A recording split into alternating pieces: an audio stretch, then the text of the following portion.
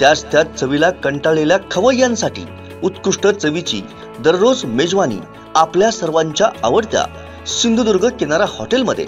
ठाण्यामध्ये 18 वर्षांपासून सुप्रसिद्ध असलेले सिंधुदुर्ग किनारा हॉटेल आता असलदे या गावात अगदी निसर्गरम्य ठिकाणी non AC, open AC family hall, AC बोटीत बसून जेवणाचा आनंद, प्रशस्त पार्किंग, स्वच्छ आणि प्रशस्त टॉयलेट, चहा, नाश्ता, जेवण यासह मालवणी त्याचबरोबर Mughlai, Chinese, tandoori, north Indian अशी भरपूर व्हरायटी।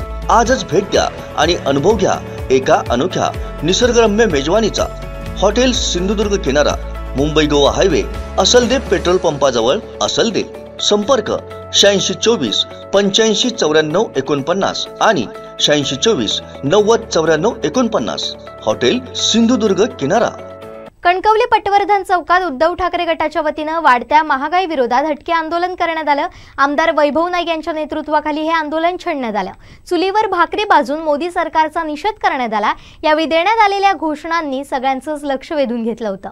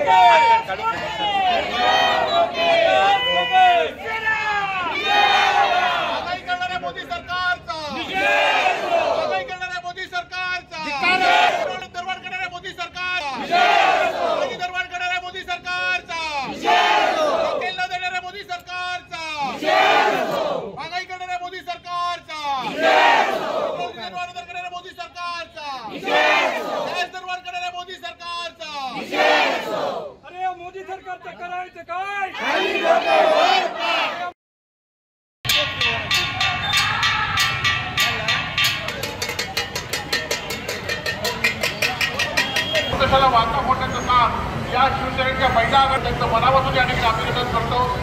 खरं तर आज मोठ्या प्रमाणात महागाई झालेली आहे। पेट्रोल डिझेलचे दर वाढलेले आहेत। आज आपण बघताय गॅसचे दर वाढले यामुळे दिसत आहे, परंतु रॉकेल कुठे आहे? आज 100 रुपये लिटरला रुपये देऊन सुद्धा रॉकेल आपल्याला मिळत नाही आणि ह्या महागाईच्या विरोधात आपल्याला आवाज उठवायचा आहे। आज खताचे दर किती झाले बघताय आपण।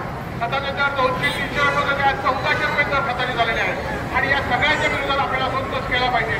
खरं तर आज आपण एवढी संख्या आपली मोठी संख्या या ठिकाणी आहे, परंतु उरलेल्या लोकांना पण आपण सांगितलं पाहिजे की महागाई एक जबाबदारी कोण आहे? मोदी सरकार महागाईसाठी जबाबदार आहे आणि मोदी सरकारने गेल्या 10 वर्षामध्ये चौपट महागाई या ठिकाणी केलेली आहे।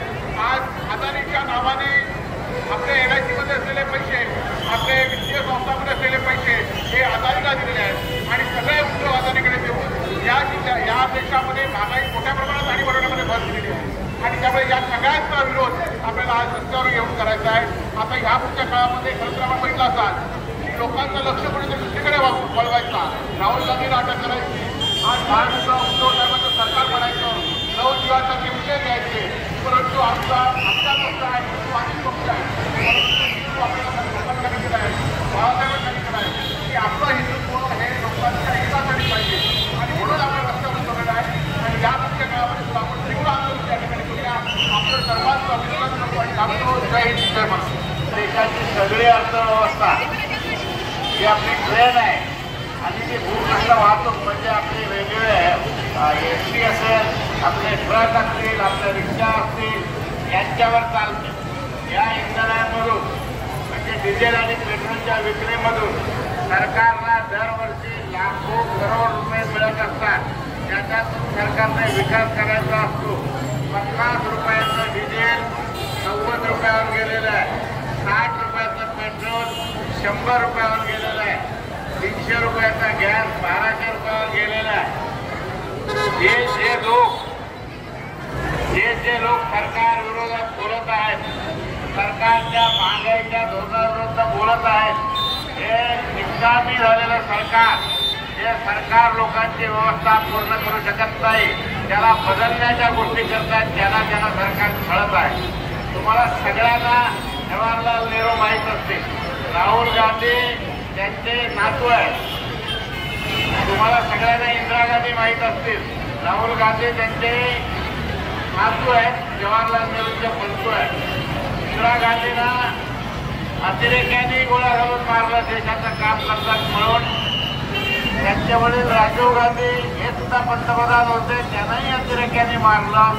त्या कुटुंबातल्या राजीव गांधीला त्यांना 5 लाख लोकांनी मत देऊन निवडून दिलं आहे. त्याने फक्त 3 मोदींना चोर म्हटलं. त्याच्यापैकी नीरव मोदी आणि ललित मोदी आजही सापडत नाहीये. जे मोदी सापडत आहे ते 20,000 कोटी कुठून आल्याचं उत्तर देत नाही. अडाणीच्या खात्यामध्ये, तुमच्या आमच्या खात्यामध्ये 10 रुपये आले तर दुसऱ्या दिवशी चौकशी होते. वैभव नाईकांची चौकशी सुरू आहे, साळवींची चौकशी सुरू आहे आणि नीरव मोदीच्या खात्यात 20,000 कोटी आले आहेत. राहुल गांधी सांगतात हे कोणी पाठवले तेवढं तरी सांगा. आणि हे विचारलं म्हणून त्यांचे खासदारकी एका तासात रद्द होते. आणि प्रताप सरनाईक आमचे शिंदेचे मित्र, त्यांची ईडीची चौकशी चालू होती. ते भाजपमध्ये गेले, चौकशी बंद.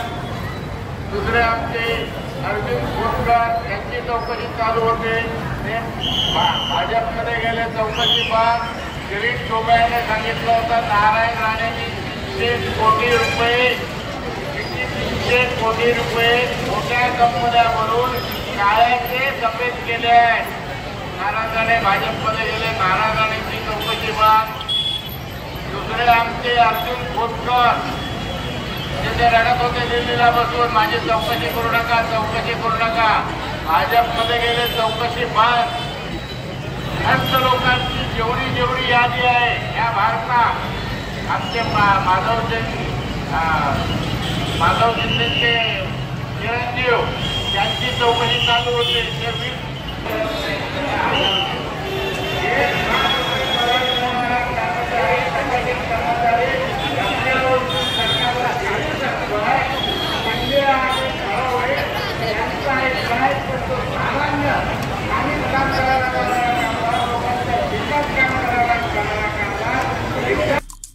आमचे दिवसभरातले सर्व अपडेट्स, ताज्या घडामोडी आणि थेट लाईव्ह पाहण्यासाठी सबस्क्राईब करा, लाईक करा कोकणचं नंबर 1 महा चॅनल कोकण 7 लाईव्हचं YouTube चॅनल.